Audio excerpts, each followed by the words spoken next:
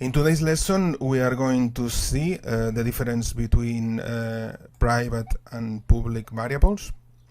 We are going to see two conditional instructions, the conditional instruction if and the conditional instruction switch. We will see some input, we are going to read input from the keyboard, and we will end the lesson just by explaining a little bit what is a bucle. First of all, in case that you don't have the lesson of yesterday, you can download it from here and you can proceed to open the project once you have downloaded. What is a public member variable? A public member variable is a variable that could be accessed and modified externally by any other script. And also in the case of the Unity editor, it will allow us to be able to access through the inspector to be able to change its value. So now what we are going to do is we are going to do an exercise where we will see how we are going to create a new script, and this new script is going to access the one that we did yesterday to access to the variables we created on that first script. So the first thing that we are going to do, let's go to open the project, and now we are going to create a new empty game object, and we will call it external modifier. So in the hierarchy we will create an empty game object and we will name it external modifier.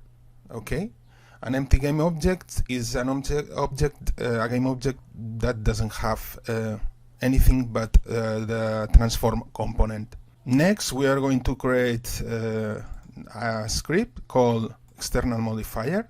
So we go to our folder scripts, left mouse click, create C# script and also external modifier, and we will add this script to the previous game object. Now on this script, let's go into edit. We are going to create a public member variable that it will be called cube to modify, and it will be of the type game object. So please type this code. Okay. And now, going back to the Unity editor,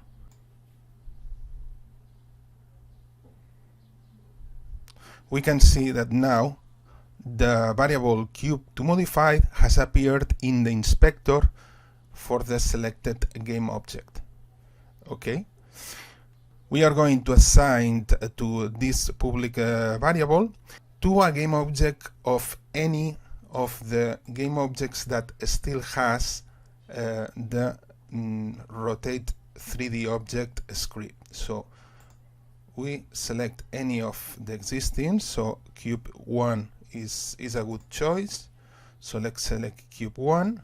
Okay, so cube 1 still has rotate 3D object, and we have set the cube to modify to this cube 1.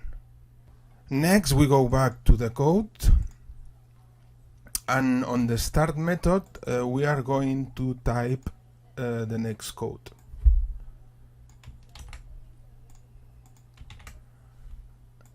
What we are doing here is first of all, we are accessing our public member variable, and our public member variable is a game object, so it has all the components, methods related with the game object.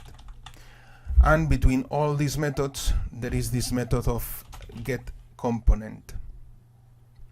And the get component method will allow us to get the component attached to a game object. So every component that it's in the game object can be retrieved by this method, get component. So we're interested in the component rotate 3D object. So we are retrieving the reference to that specific component inside this game object. That means that we are accessing to the cube and getting the reference to this specific component. Okay, so after getting the reference to that component, to that script, now we have access to the public member variables and methods that this script is offering to us. If we go to that script, we have we have 4 public variables, okay, and all these variables are not only accessible from the inspector, but they are also accessible by code. So someone else from outside, like it's the case for our script external modifier, this script can modify the properties of this game object. Let's do it. Let's apply a modification on the cube 1. Let's put the rotation speed to a really high value, 1000, and let's run it, and we will be able to see. Well, we are still with the animation activated, so we are going to deactivate the animation that we used with Twin, okay, and we are going back to the code. And now if we run the application, as you can see, this cube is rotating extremely fast. So what is happening here is that external modifier, the script attached to this game object, when it starts, it accesses to cube to modify, it retrieves the component rotate 3D object, and it modifies the rotation speed. Okay, so now we are going to make some changes, and we are going to convert our previous public variable in our script rotate 3D object from public to private. The reason why we are going to do that is because you can understand the difference between having a public and a private variable. So let's go to the code, and for our script rotate 3D object, let's convert our public variable from public to private. And another thing that we are going to do is we are going to rename the name of the variable.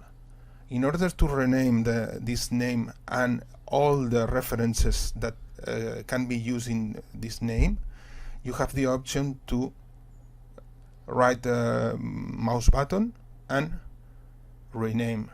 This will change all the reference across the code that can be using this name. So we can rename it, and we can specify the name of the variable like this. Why are we specifying the name of the variable like this? This is just a code convention. A code convention is just a convention that a group of developers agree to follow in order for them to set a structure, an architecture for the code, in order for everybody to understand what's going on. In this case, we have added this M and this symbol just to tell that this is going to be a private member variable. For the public member variables, we will put just the first one in caps, in order to tell other programmers that this variable is going to be public. In the case of this one, we are using this convention just to tell other programmers that this variable is private. The code conventions are not universal. Everything can have their own code conventions, and it's up to the programmer to get used to the different code conventions of each team. So this convention is just one of the many conventions that are out there, and you will have to get used to each one of them when you join any new team. Okay, now that we have made the changes, if we save and we go back to the code, we can see this error. Let's stop the execution, rotate 3D object. The reference to the variable rotation speed is inaccessible due to its protection level. We have changed from public to private, and now we are getting a compile error. So let's try to fix this situation. Okay, our script external modifier, if we want to keep it, we need to access to that rotation speed, but since now that variable is not public, is private, we don't have access anymore. There is a way to offer by code access to internal private variables, and it's called as getters and setters. Okay, let's do it by example, and we will start with a getter. A getter is a way to read a variable. Okay, so we are going to type the code, and we are going to explain it. So in our script, rotate 3D object, okay, we are going to type this code. Okay, what are we doing here? What we are doing here is a way to offer the information of this variable to the outside. So anyone who has access to this component will have access to this getter, and will be able to retrieve the information related to the rotation speed. Okay, so if we go to the external modifier, we still have the error. We are going, for the moment, we are going to comment this line. Okay, and what we are going to do is we are going to access the previous code that we have implemented. The same way that we did on start, we access to our public variable, we access to the component rotate 3D object, and now we are accessing to the getter. If we press mouse right, we can go to the definition of the getter that we have just implemented, and accessing to this value will return the value of our private variable. Now, if we execute it,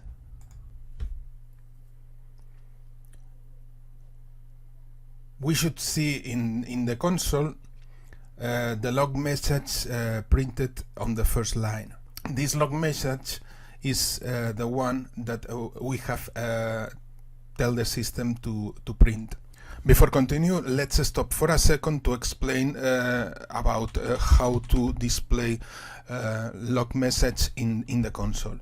So what we have done here is to call the utility debug, and the utility debug has options to print log message in the console. The one that we are most interested right now is the method log. The method log only requires of a value to work. In this case, the value we are retrieving is the rotation speed, but we can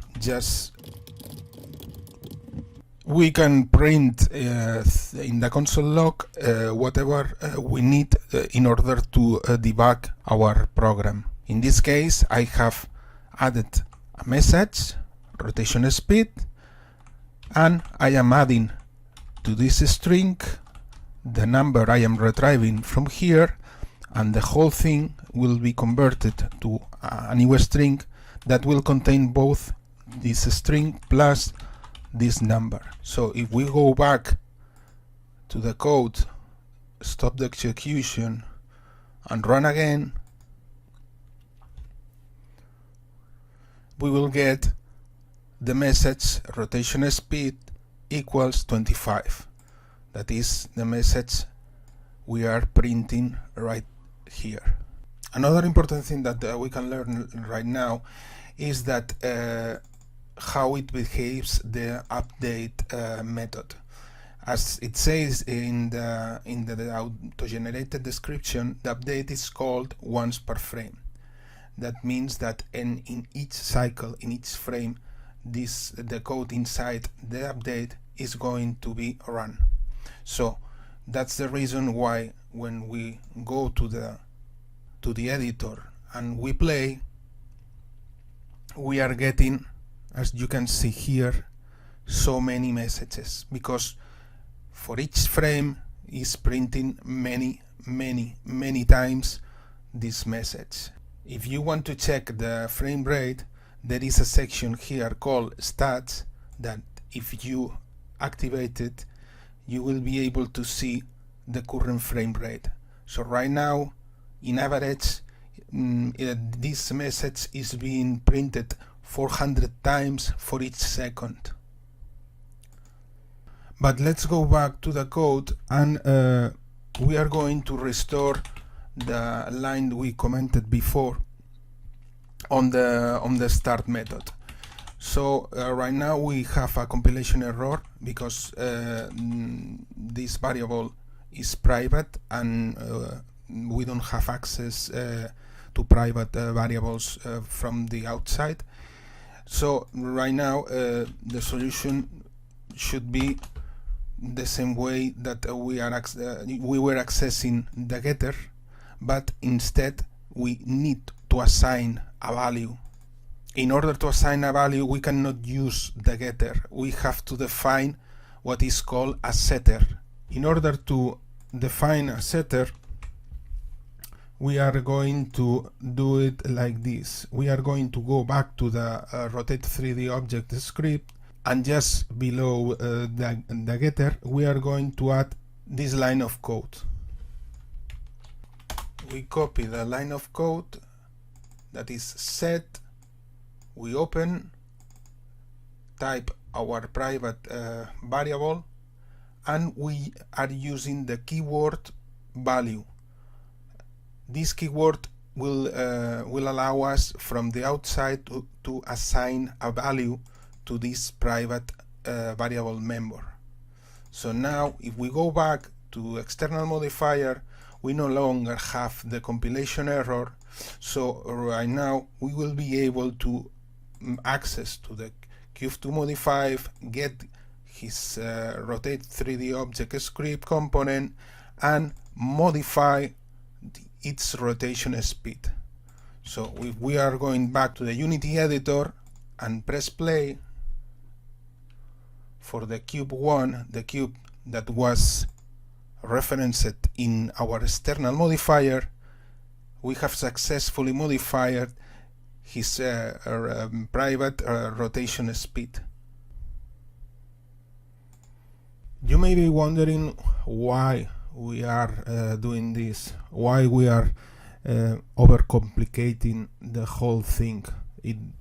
If we just need to modify the rotation speed, we can just keep it as a public member variable, and that's it. And this is the first important lesson. Maybe the way, the easiest way in the long run is going to prove the wrong way. So you have to consider that in order to deliver a good project, a good maintainable, scalable project, sometimes you need to think a little bit before coding.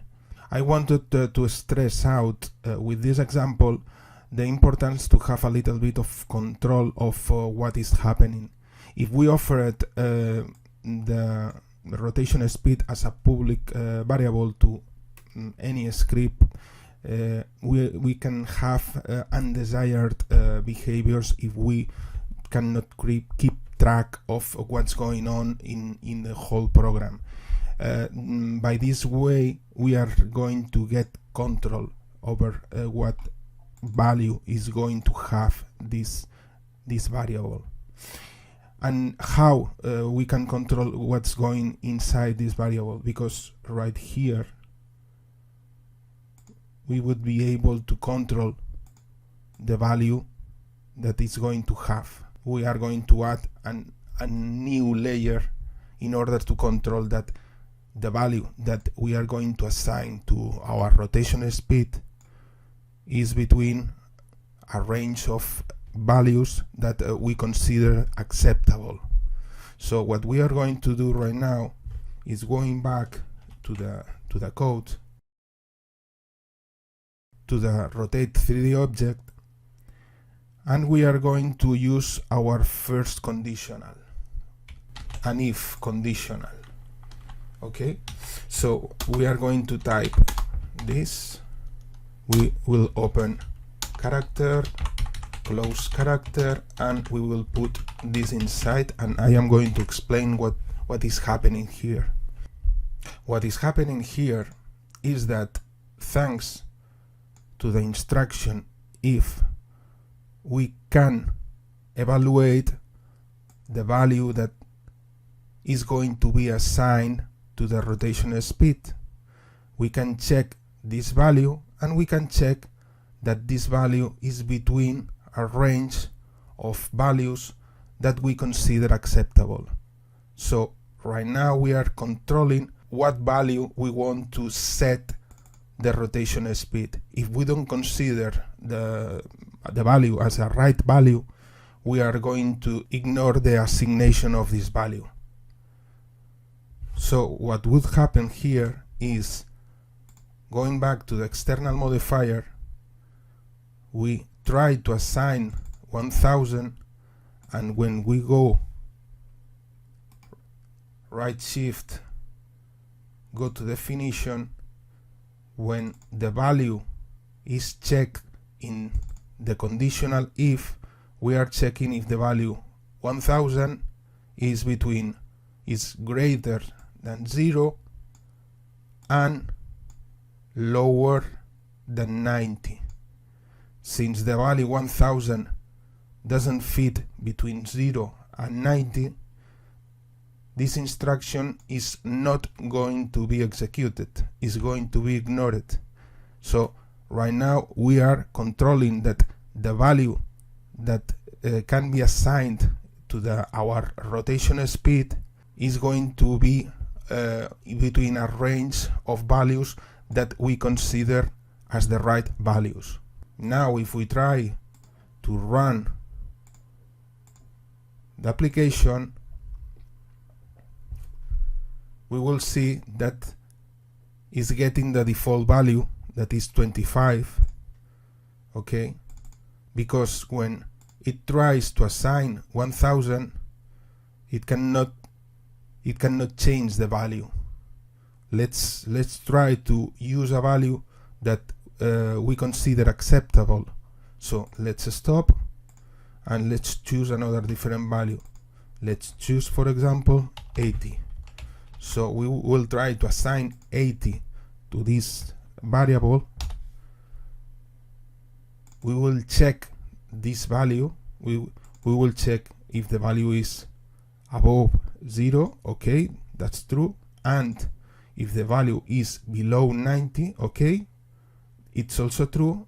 The two conditions are met. Okay, so we can assign the new value to our private rotation speed. So now we are assigning for real the 80 to this value. So when we go back and play,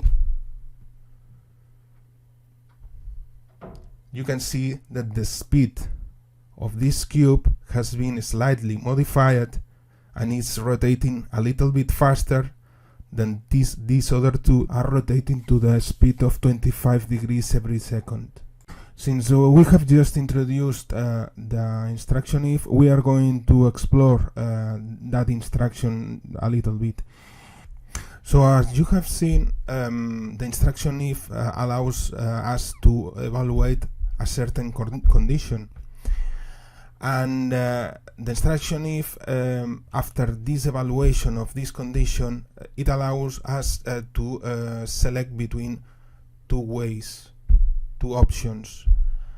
That's the reason why we call this instruction as a conditional, because depending the evaluation of the condition, it's going to take one way or another.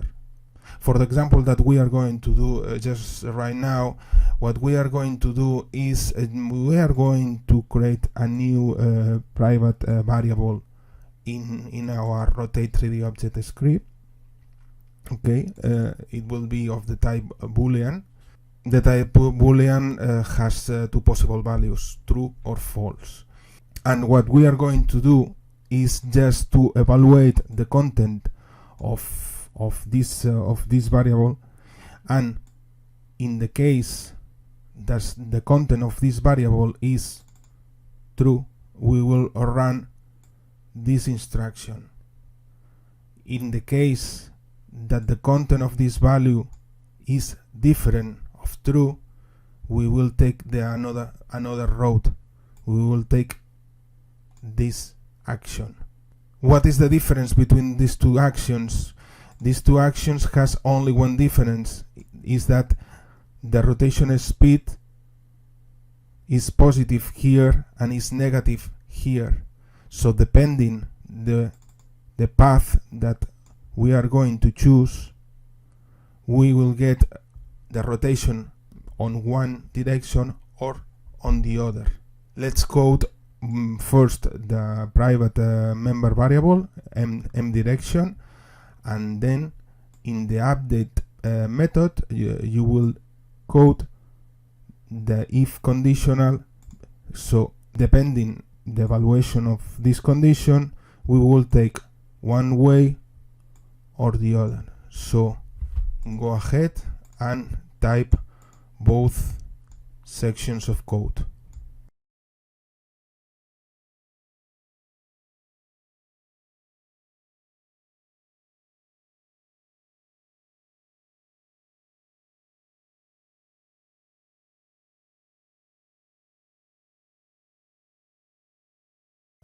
Once we have typed this code, we can go back to the Unity editor and play the scene. Depending the value of the m direction is going to rotate one way or another. Right now it's taking the default value that it's false, so the direction is on just one side. Let's change it. Let's change the value of direction to true. Go back to the Unity editor, press play, and you can see now the rotation is in the other direction. So let's go back to the code and just review what we have done. Previously we had this instruction that, as we saw, it was applying a rotation to the object. Okay, and now what we are doing here is we are using the conditional to check this condition, and depending the result of this condition, if this condition is true, then this code is going to be executed. If this condition is false, then this code is going to be executed. That's why when we change the value of m direction, we get different behaviors from false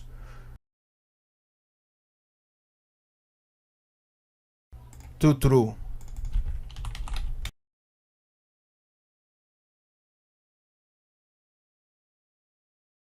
Okay, the next exercise that we are going to do, still in the update, what we are going to do is let's type this code, okay, and we are going to explain what we are doing. Okay, so we are going to type this code just right here. Okay, and what we are doing here, what we want to do here is to change during the execution the value of the M direction, so we can, by pressing just the spacebar, changing the direction of the Boolean. So we would be able to apply the rotation one way or another. So what we are doing here is using the utility input. The utility input allows us to retrieve the inputs of the system. In this case, we are going to retrieve the input from the keyboard. Okay, so the method, the function that we are interested to check, it's called getKeyDown. GetKeyDown gets the exact moment when the key has been pressed. So if we want to know when a key, the exact moment that has been pressed, we want to use getKeyDown. So we are using getKeyDown, and the parameter that we want to use is the code of the spacebar. And the code of the spacebar, we can get that code through this structure, key code, and space. With that structure, we are getting the code number of the spacebar. If we go to the definition of that, go to the definition, we will see that the code is 32.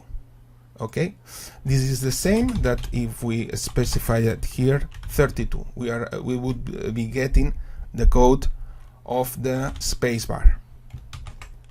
Okay, so this function is returning true the exact moment you are pressing the spacebar. On that moment, we want to perform the next action. The next action is that we want to change the value of direction. As we have said, the value of direction is a Boolean, and in order to change the value of a Boolean, we can use this operator. This operator allows us to get the opposite value of a Boolean. For example, if this value is false, the value that we would be assigning to direction would be true. At the same way, if this value is true, the value we would be assigning to M direction would be false.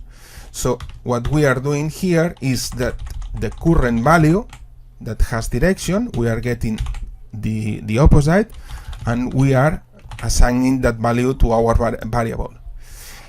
Once we have changed the value of our variable, we go to the next line of code, and in the next line of code we are checking with the if conditional the value of M direction, and depending the value on M direction, we will have one rotation or another. So now we can go back to the Unity editor and we can test it. So press play. You should see that when we press spacebar, we are changing the direction of the rotation one way or another. Now we are going to do another example. In this case, we are going to change from getKeyDown, we are going to change to the method getKey. The method getKey will get the current state of the key preset. So in this particular case, we are checking if the spacebar is currently preset, and if it's currently preset, it will return true. Okay, and this code will be executed. And if it's not preset, it will return false, and this other code will be executed. So please type this code. Okay,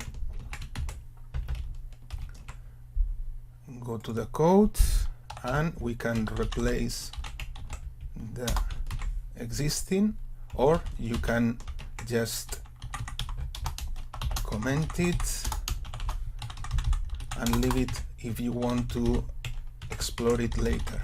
So right now we are just doing that, just using the conditional if to check the current state of the spacebar. If the spacebar is actually pressed, the direction will be true, but if it's not pressed, the direction will be false.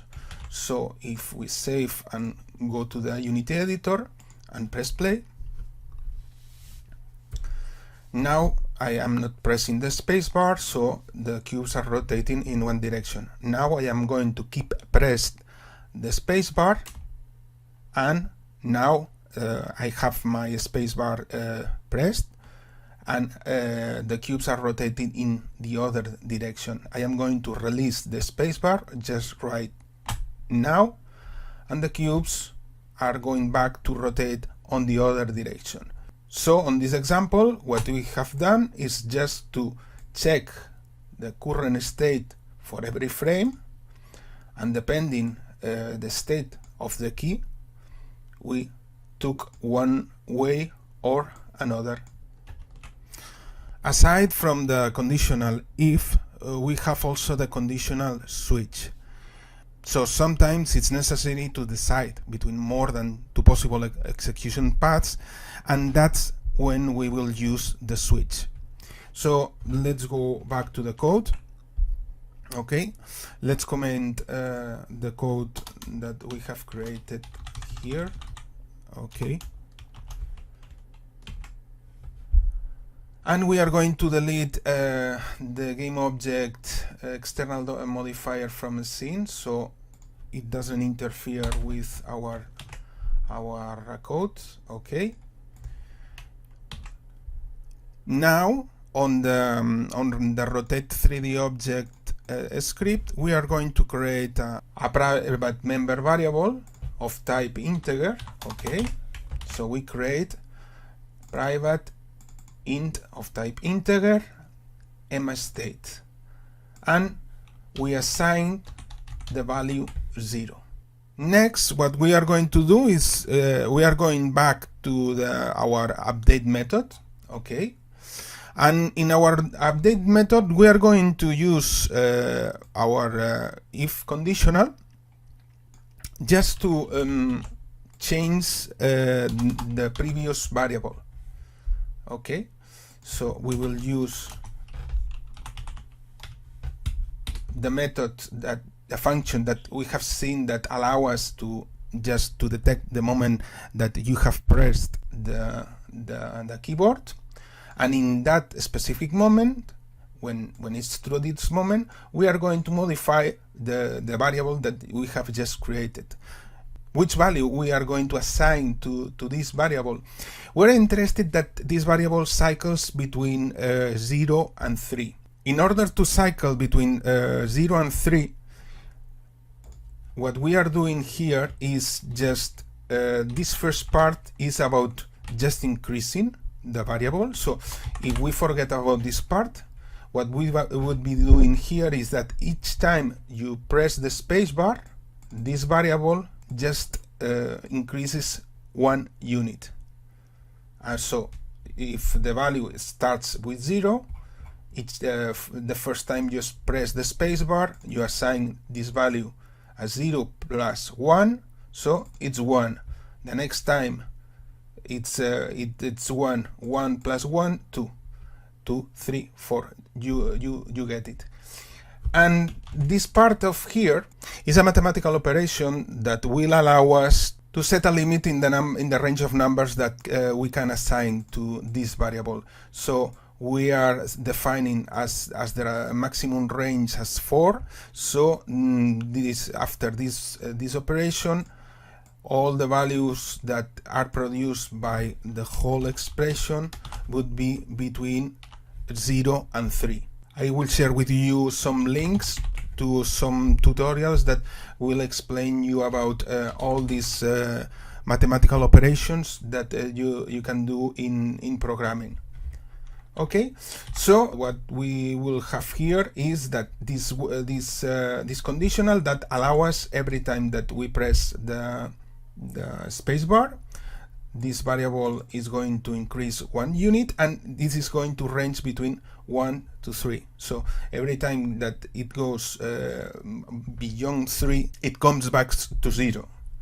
So we will cycle between these 4 values: 0, 1, 2, 3. And what we are interested to check is the value of this variable.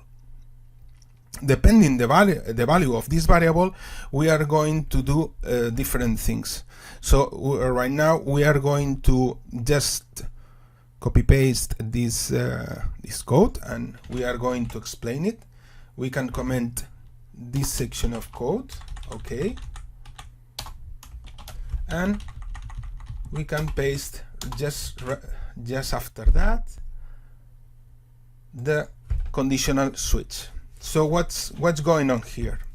In the same way that we were doing with the if conditional, is evaluating just a value, and in this case is comparing this value with several cases, and depending the value of our variable, it will take one of these 4 cases. What we are doing in each one of these cases, what we are doing is just slightly different operations, like before. This is the rotation speed in positive, this is in negative. For example, here the rotation speed, we apply a multiplier by 4, and in this case the rotation is applied not on the y-axis but on the x-axis.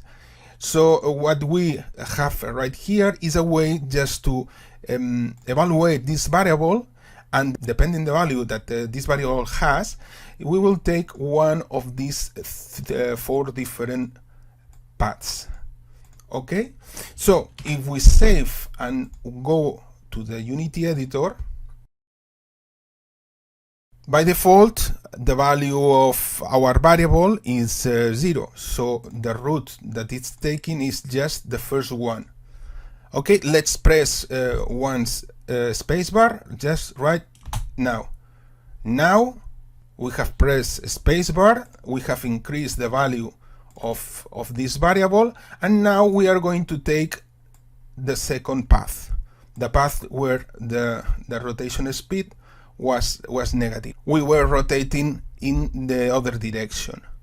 Okay, let's press spacebar again, and now what we are getting is that we are going to the third option, okay, where the rotation speed was multiplied by 4, so we have in that direction a higher speed in the rotation. And the last option, we are going to press spacebar, and we are getting a rotation in a different axis. So what we have done is increase the variable again, and now we are taking this last route, and this last route was applying a rotation on the x-axis. And if we press spacebar again, we will apply a rotation in the y-axis. But since we already have messed a little bit with the axis in the previous path, that the rotation may seem different, but it's behaving as expected.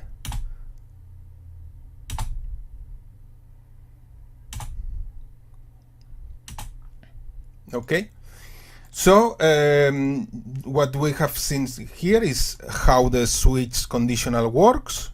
So first the switch keyword, then the evaluation, the condition that we need to evaluate, and each of the possible values that we are considering. Depending if this value matches with any of the possible values, we will take any of the different roots. The next thing that we are going to study would be the bucles. So in order to do an action for a repeated number of times, we have the bucles. For this test, we will see how to create a prefab. So let's go back to the Unity editor. And we are going to create a new scene. Okay, so we can go to the folder scenes, and here we will create a new scene called bucles. Okay, double click in that scene just to load it. Okay, so right now we are going to create another folder in our asset folder that we will call it prefabs. Okay, here we will place all the prefabs that we are going to instantiate in runtime. First of all, we are going to create a 3D object. Okay, so right mouse click on the hierarchy, go to the 3D object, and here create, for example, another cube. And now, to create a prefab, the only thing that we need to do is to pick it with the mouse and drag it to the prefabs folder, and we will have created our first prefab.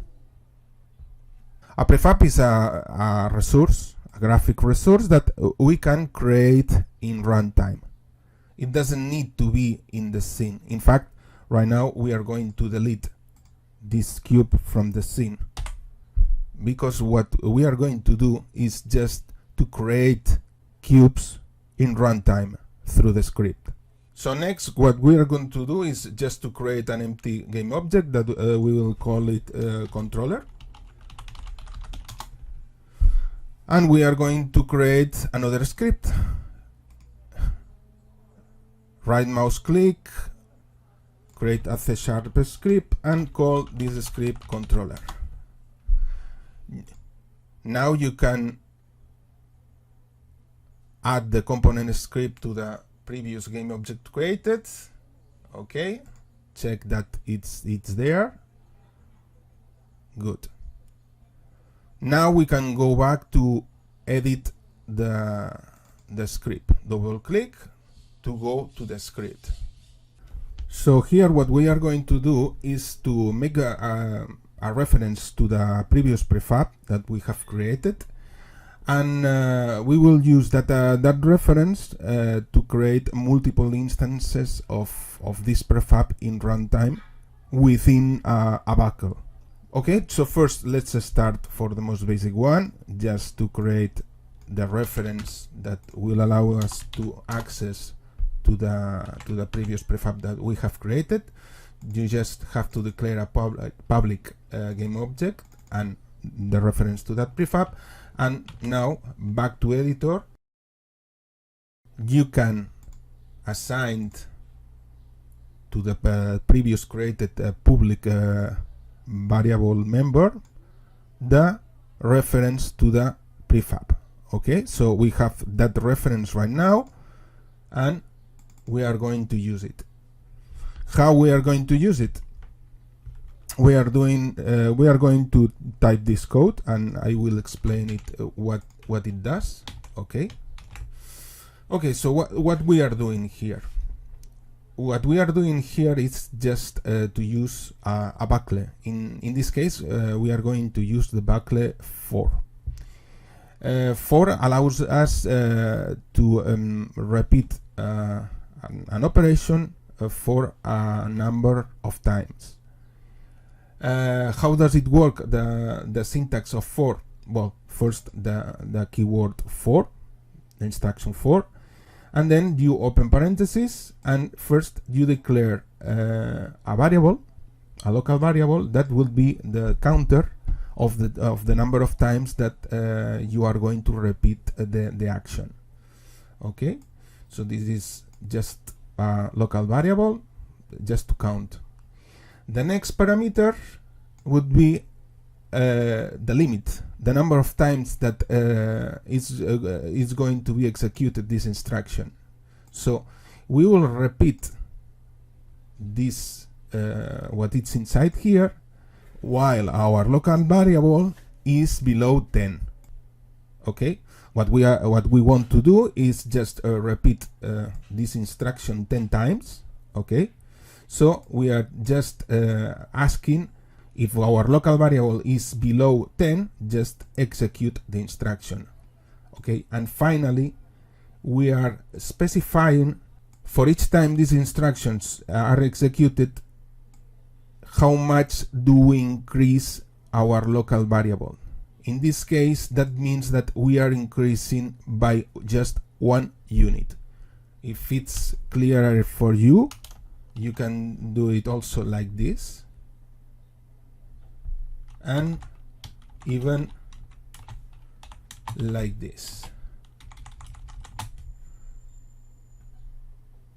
Okay, if it's more clear for you that we are just increasing the value 1 unit, there are multiple options. My favorite one, and usually the favorite one of everyone else, it would be this one, just increase 1 unit.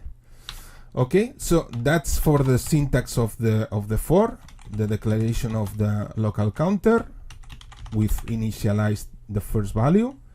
We will check that this value is below the number of times we want to repeat the actions, and finally how many units the counter is going to be increased. In this case, just 1 unit.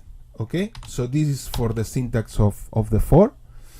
Okay, and here we are creating an instance of the prefab, and we are placing this instance in a certain position. Okay, so to create an instance of a prefab, Unity provides us with this function, instantiate. Okay, so if you call instantiate with the reference to the prefab, you will create a new instance of this prefab.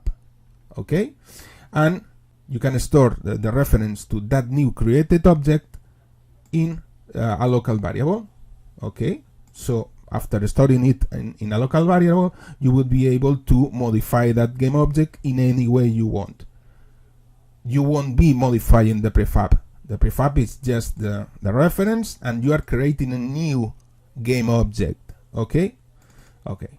So we are getting the reference, and okay, with the reference we want to customize our game object in the way we want. In this case, we are going to keep it simple. And what we are going to do is just to place the position of this new game object just from a distance in the x-axis. Okay.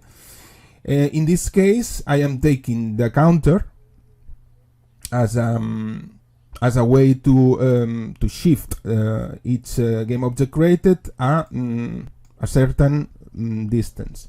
So they are not placed, all the objects are not placed in the same position. So every time the bucle iterates, the I value would be 1, so this will be 2, in the second time it will be 2, then it will be 4, etc, etc. Okay, so we can save, and we can proceed to run the example.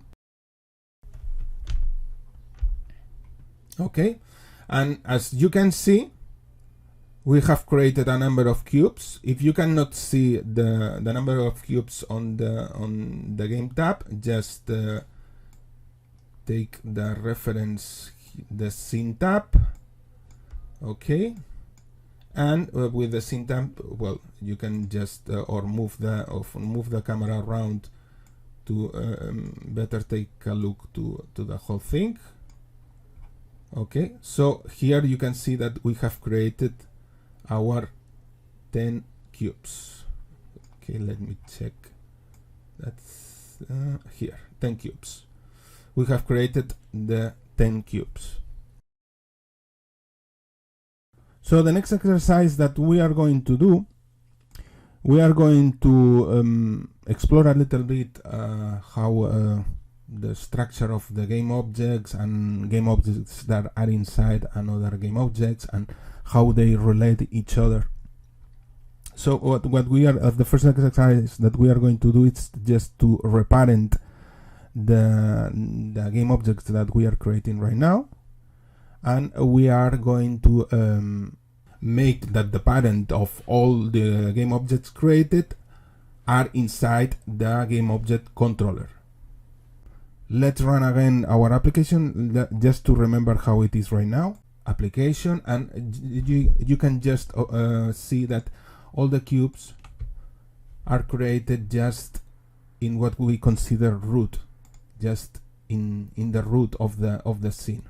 Okay, so the main issue of creating everything in the root is that if you need to debug and you have to check what's going on the scene, it can be pretty difficult to investigate what's going on when you, for example, have just thousands of game objects on the root. So the exercise that we are going to do just right now is that we are going to place all these cubes, okay, inside our game controller.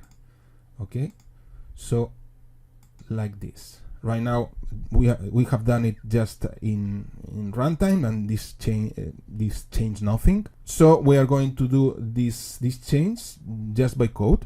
Okay, let's stop the application, go back to the code, and in order for these new created game objects to be a parent of, or to be inside the game object controller, what we have to do is just to tell them that the parent of the created game object is just this game object controller. Okay, so what we are doing here, okay, we have the reference to our game object, we access to the transform, and transform has the property parent. Okay, as you can see in the description, the parent of the transform. Okay, so this tells us about who is the parent of this game object. When we instantiate it like this, this instance has no parent. Okay, the parent would be null. Okay, this comparison would be true. Okay, if we made a comparison, this comparison would be true. Okay, so what we are interested to do is just to tell, okay, I am interested that when I create this new game instance, I want that the parent to be just the game object controller. In order to do that, we just access to the property this that will allow us to access to the game object controller, and once we have accessed it, we ask for the transform, and we are just getting the transform of the game controller. And now we are telling to the new instance that its parent is just our controller. So save it and just press play, and just make sure that everything has gone as expected. And as you can see, all the childs are created just inside the controller. All these things are useful in order for you to make projects that grow more scalable, more readable, and they could be easier to read. The next exercise that we are going to do is to add a script to the each newly created game object. So what we are going to do is to add this instruction just right here, and we are going to explain what's going on here. Okay, So far we have our reference to the newly created game object, and the game object has the method add component that allow us to add a component to the existing game object. So just imagine that we have our cube right here. So when we run our code and instantiate the cube, we are adding in runtime a new component to that newly created game object, and we would be doing just like adding a new component, but just in runtime. Okay, so let's go into execute the code. Make sure that you have saved the file. Okay, and when you press play, as you can see, you are getting all the cubes with the rotate 3D object script attached to each one of them. Another possibility is that in the same prefab you can also add the rotate 3D object, and you can forget about this. But I wanted to explain to you because you are going to need it in the future. Okay, so for the moment let's remove from the prefab the script. Now I am going to ask you to do an exercise. I want you that you use the utility Unity Engine random range that allow us to get a random number between a range of values, and I want you that use this random number to initialize the position of the cubes in different positions. So just go ahead, Google all the information you may need, and you will be placing each of the cubes in a random position with the utility Unity Engine random range. So go ahead.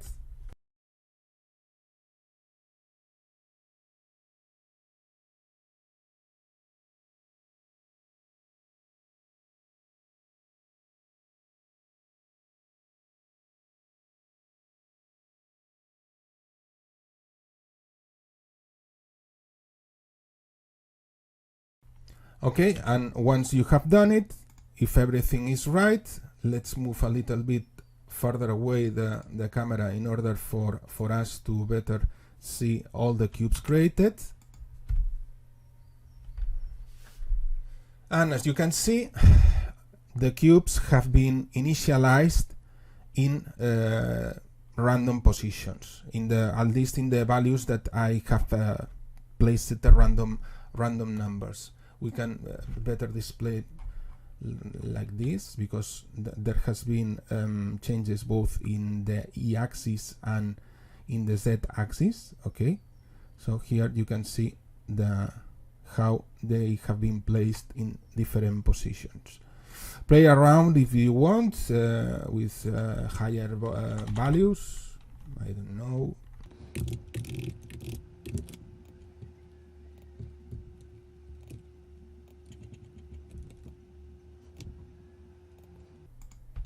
Also, you can play a little bit with the scale of the cubes, because right now what we have seen that the cubes were pretty small considering the positions that we have assigned to them.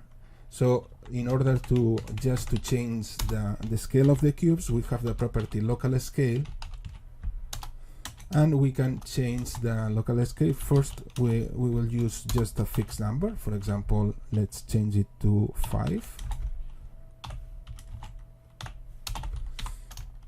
If we run again the application,